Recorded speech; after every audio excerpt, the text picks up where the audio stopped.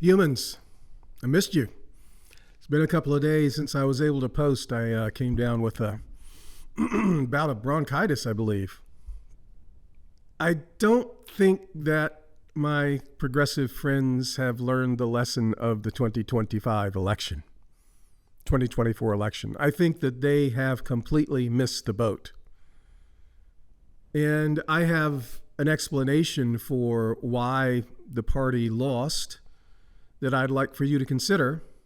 It's rooted in neuroscience, and more specifically, the limbic system, which is one of the most ancient parts of our brain. It's very close to the spinal cord. And you know that anything that is closer to the spinal cord is an older structure, and that things that are further away, like the prefrontal cortex, are more recent kinds of evolutionary structures.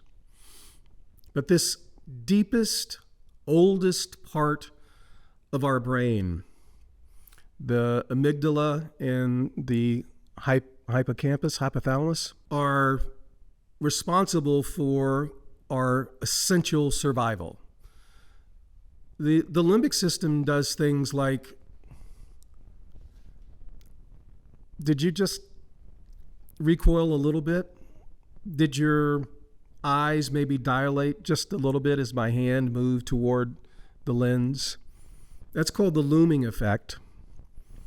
People don't think about moving back. They just do it instinctively because the limbic system has hardwired us to recoil from threats. That's what the limbic system does. It protects you at that. It's why it triggers pain when you touch something really hot. It wants to teach you the lesson that that'll kill you. And it's very much optimized for our survival. So when a human, for example, encounters the smell of death, the limbic system says, no bueno. Get away from that. Rotting smells. Get away from that. Not healthy. Make you sick and is a threat. Okay? It also, in this survival, wants to keep you going as a person and as a species. There's kind of a system-wide, the collective unconscious of the limbic system that we all share. There's a desire for the species to survive. So I think that what happened during the election and the campaigning that has led up to it and all of the activities, many of the activities that progressives have been doing over the past, say, 10, 12 years, have really kind of created a perfect storm of limbic threat across four primary areas. And let me look at my notes because I want to stay on track with some of this. The first threat that I think there was to, and these are in no particular order, was to species procreativity. If you were designing a species, I'm going to make you God right now. You're welcome. If you were designing a species from scratch, one of the core features that species must have is the ability to reproduce. Because if it doesn't reproduce, it doesn't continue to live beyond this generation. And life has this funny thing about it. It wants to live. It wants to survive. And it wants to thrive. All across all living things, they are hardwired to reproduce and survive and to perpetuate. We call this the biological imperative. Now, what makes the limbic system happy is this and this, doing this and creating a little one. A male, a female having sex, creating a child. That's kind of the game plan for survivability for any species. What threatened that component of this psyche was the LGBTQ plus, I've lost track, honestly, people. All of that promotion and advocacy just became too much for people at a deep-seated instinctual level, because it is anti-procreative. And gay people can adopt children. You can have IVF. There are any number of ways to kind of do some hacks on this, but fundamentally, it takes members of opposite sex to come together and produce a offspring. And when you begin to elevate and promote relationships, human relationships that don't have that capacity, it is at a very, very deep level threatening to this collective psyche. And I think that we went from an interesting place where we went through the gay rights movement, and it was well played, well argued, and well won victory for those rights. And it was about, at that time, acceptance. Accept us as you would accept others. And that's all they wanted, was acceptance. Gay people wanted acceptance and the rights, right? They wanted the rights to be able to marry whomever they pleased, and to love whomever they pleased, and to also receive the benefits, like any financial benefits of death benefits and retirements and all those kinds of things that heterosexual couples could get. It appealed to the fundamental sense of fairness of the American people. And I do believe that the American people are fundamentally fundamentally fair. Alex de Tocqueville, in his famous book, the French writer, came to the United States in the 1800s, and with a fresh set of eyes looked at American culture and reported back to Europeans what his impressions and his gathering of the nature of the American people, their character. And one of the insightful things that he said, and I believe it to be very true even to this day, is that the American people certainly aren't immune to making mistakes, but they are generally fair-minded, and they generally like to correct their wrongs. Over the fullness of time, it will take longer than you want, but over the fullness of time, America generally tries to right its wrongs. I admire that about our culture and our character. Not perfect, but neither am I. And I would suggest neither are you. Part of being human. So when we do things that, threaten the well-being of people at this very deep survival instinct level, you can expect that will not inspire a lot of enthusiasm when you want them to go into the voting booth and push the button next to your name, Democrats. The next level, the next issue I think of limbic threat was one of personal and property safety in crime. Following the George Floyd's death and the riots that ensued, there was a great upheaval socially. And when you see major cities with these violent protests and properties being burned down and people being attacked and shot, that scares people. Understandably so, right? But then when you follow that up with, we think we should defund the police, and you actually implement policies like that in democratically led major cities around the nation. And so these policies were, lax enforcement, less stiffer sentencing, no bail. Any number of these kinds of policies that fell in line with this defund the police rubric were implemented. I would suggest as a bit of a social experiment. And I think some people were willing to maybe give it a little time and see how that worked out. Could we police better? I mean, the idea that now I'm a branding guy. So one of the biggest problems with defund the police was it was just a terrible, terrible name, because I don't think that was the actual intent of most of the supporters, most supporters of that idea.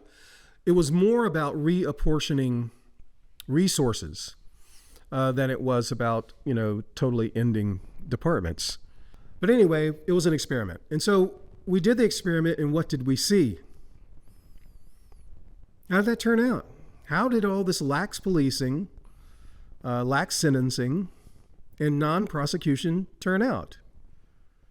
Well, if you were in Chicago, and the growing crime in your neighborhood was so severe, not only in Chicago, but in major cities across the country, I'm thinking San Francisco immediately comes to mind as well. New York, for sure, this was happening. You have major companies that are saying, we are no longer going to do business in these neighborhoods. It is not profitable because there is too much rampant theft. There is so much crime that is happening in our stores. We feel that our employees and our customers are being threatened. Their safety and well-being are being threatened. We also can't make a profit because of the level of crime. And when you get companies like Target and Walgreens and Walmart pulling out of communities where they once were able to have a valuable role, providing services and products that were important to the community, and they were able to make money at it, that's all they want to do is stay and make money. But when the whole thing is turned upside down and they can no longer make money and keep their people safe, they'll just leave. That is the most damning indictment of it, is the impact on business.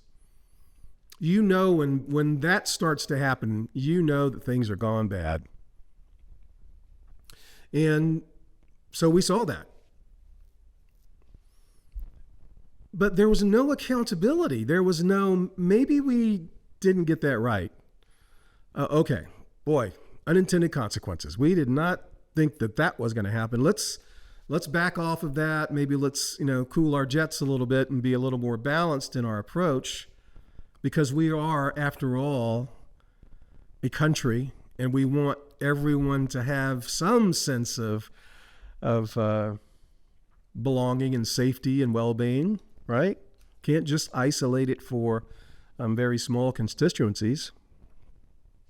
But no, there was no learning from it. And it became obvious to people that a regime change was going to be required in order to reverse this damning and dangerous road that many Americans believed that they were on.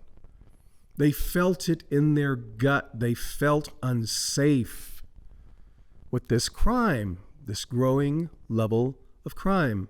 Again, the limbic system does not like that. Limbic system says, no bueno, man. Don't be scaring me.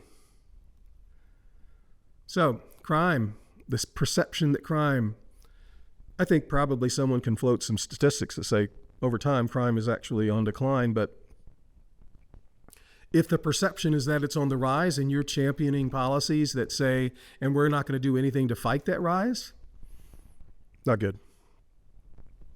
Not going to get the vote.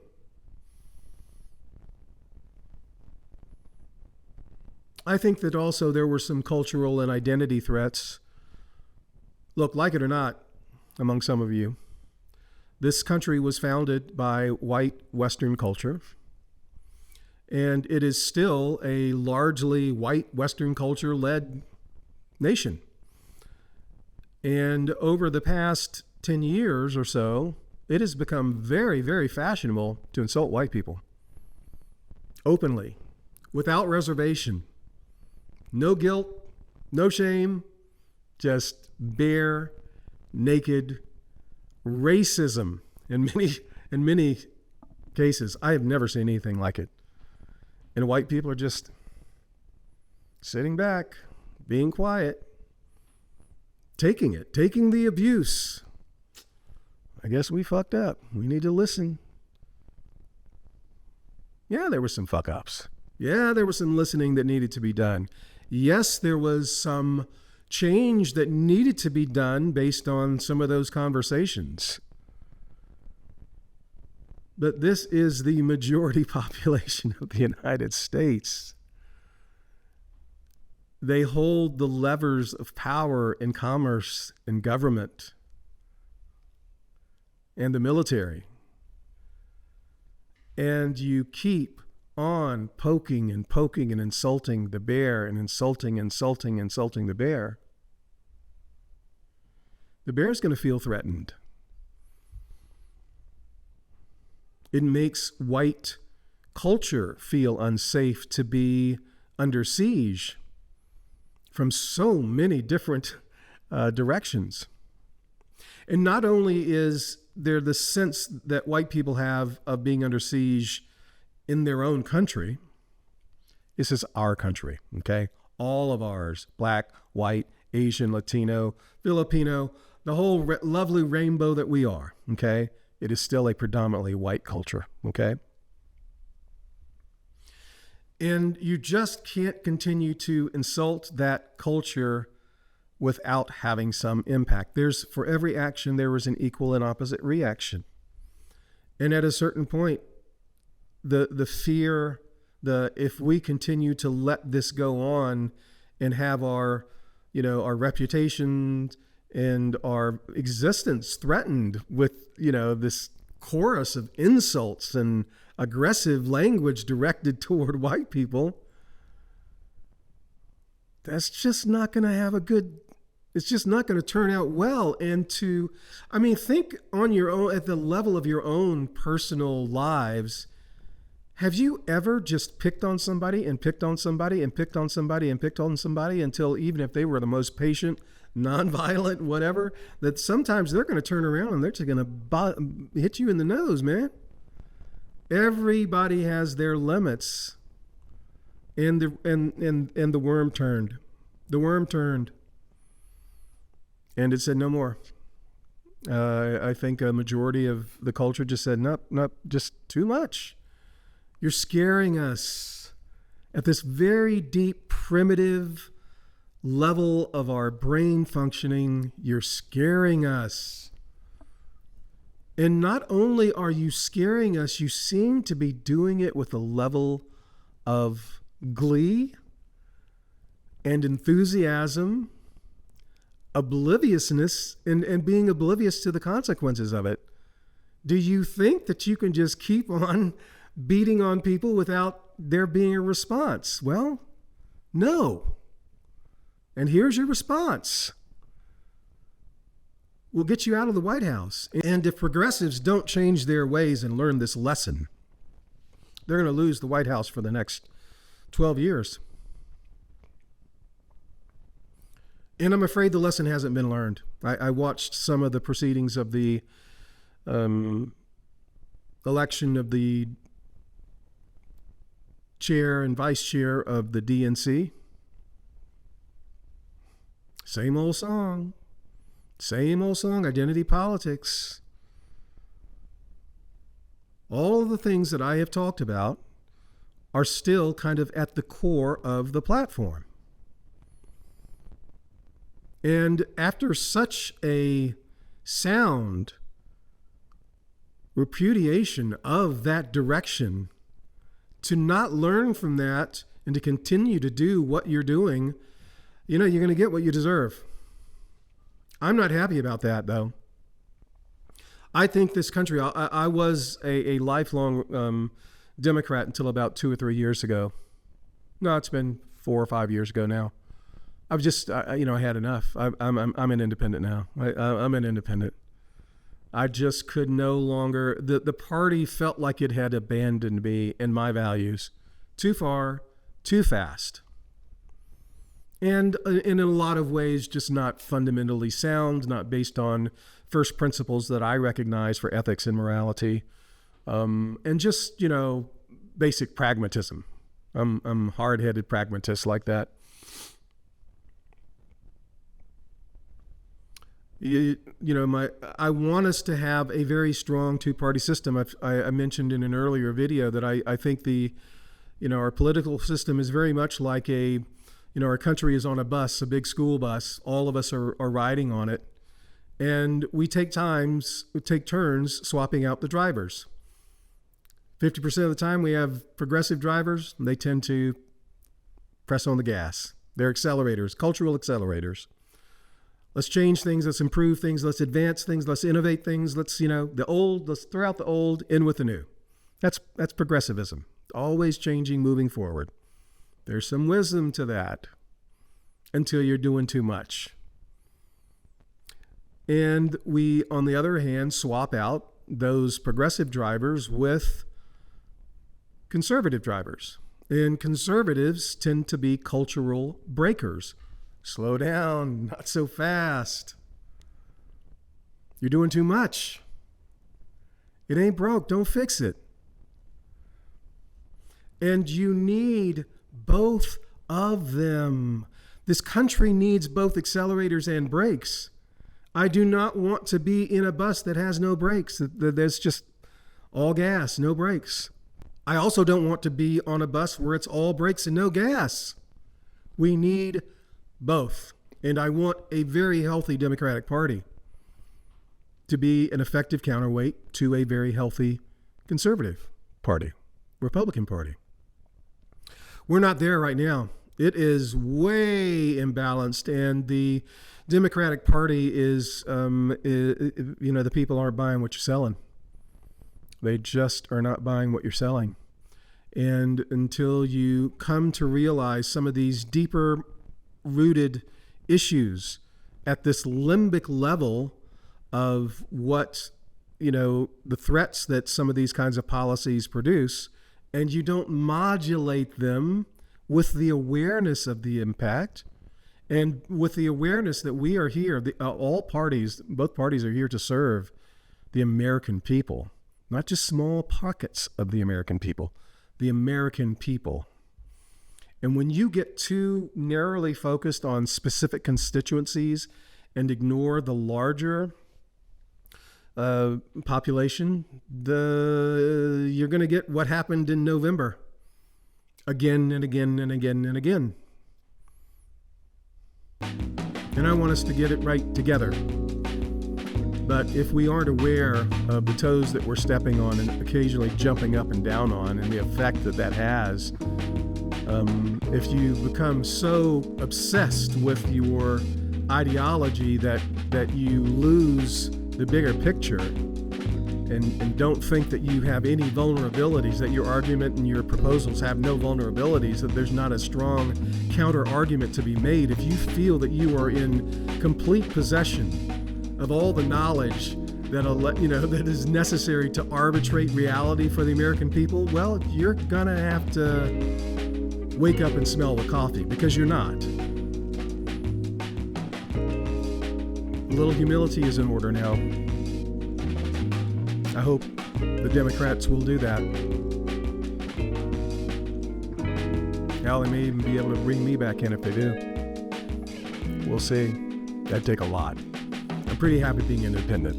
I'm pretty happy being able to say, I'll listen to you, and I'm going to make what I think is the best choice based on what I think makes sense to me, not out of allegiance to a group, but out of allegiance to my sense, my intelligence, and my sense of fairness and justness. That's the way I want to do it.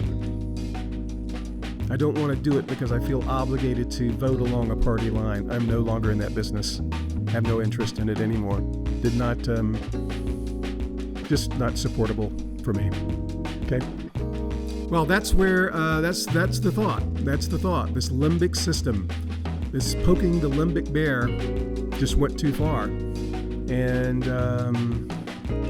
that's what got us, what happened in November. What are your thoughts? What's this limbic stuff? Is this limbic mumbo jumbo? Am I missing the boat here? Or is it something legit going on? Let me know. Peace.